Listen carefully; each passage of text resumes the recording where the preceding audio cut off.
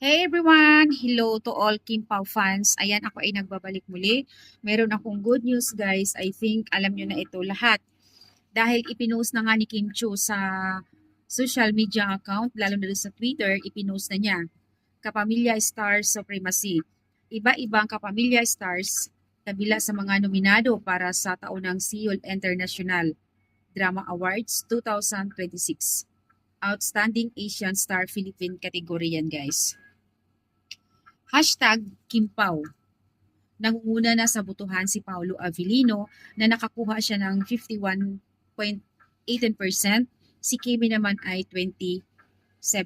So humahabol si Fiang Smith ay pumapangatlo, nakakuha siya ng 10% pa lang. So medyo malayo, kaya lang guys, huwag tayong magtiwala. Siyempre, although malayo yung nila Pau sa survey, huwag tayong magtiwala guys. Iboto natin si Paulo Avellino. Ito na yung pagkakataon na makita natin na rarampa din si Pau sa Korea. 'Di ba? Kasi kung matatandaan nyo guys, 2024 nagwagi si Kimi. 'Di ba nga ang daming supporters na nakaabang doon. Andun pa nga si Derek Lawrence sinamahan. So, nakaka-proud kasi nangunguna ang Philippine, 'di ba? Ito yung pinakaano natin eh. Kumbaga sa dami-daming mga iba-ibang lugar, ito na nga, ang Pilipinas pa ang nakakuha. At least, idol pa natin.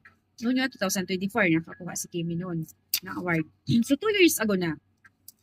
Kailan lang din inilunsad nitong nagdaang araw ang botohan para sa Outstanding Asian Star for the Philippines at kasalukuyang nga nangunguna sa botohan si Pau at sinundan nga naman ni Kim Chiu. Sa top 10, current top 10 it's standing, so kasama pangatlo na nga, ito ha, pangatlo si Sophia, si Fiang Smith, nakakuha pa lang siya ng 10.7%. So pang-apat si Ann Curtis, 4.13, si Kayla Estrada, 3.46%.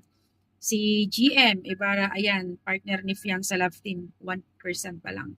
Si Anton Benson, and then si Gerald Anderson, 1% pa lang. So, medyo malayo talaga. Katrina Halili, 0.23%.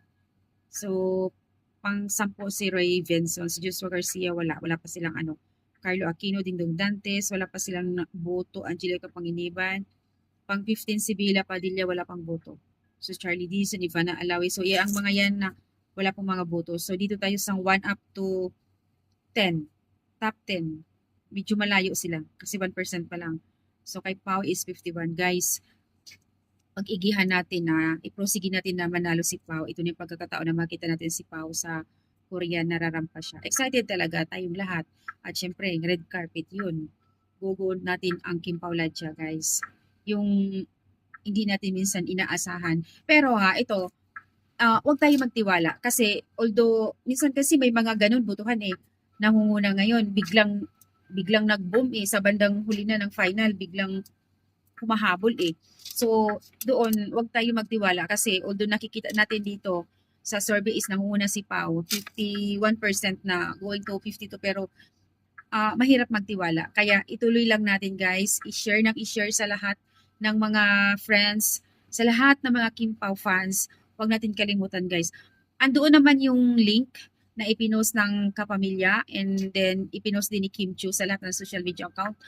Nag-post pala si Kim na sa Twitter, ang post niya tulungan natin ng mga kapasok na ma-vote si Paulo Avellino kahit hindi siya ma-vote si Pau lang. Oh, imagine naman, 'di ba?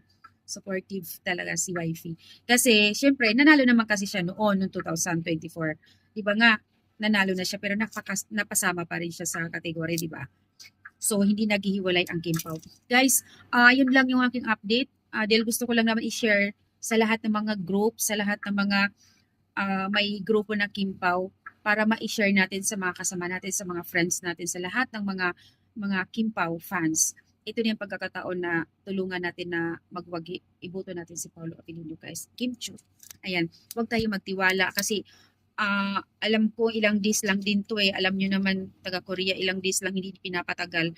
So, pag sinabing i-cut na nila yung botohan, yun na yun. Kaya, tuloy-tuloy lang natin guys na i-share para, and magbuboto para sa Kim Pao para magwagi naman talaga. Siyempre excited tayo magrampa si Papi, di ba?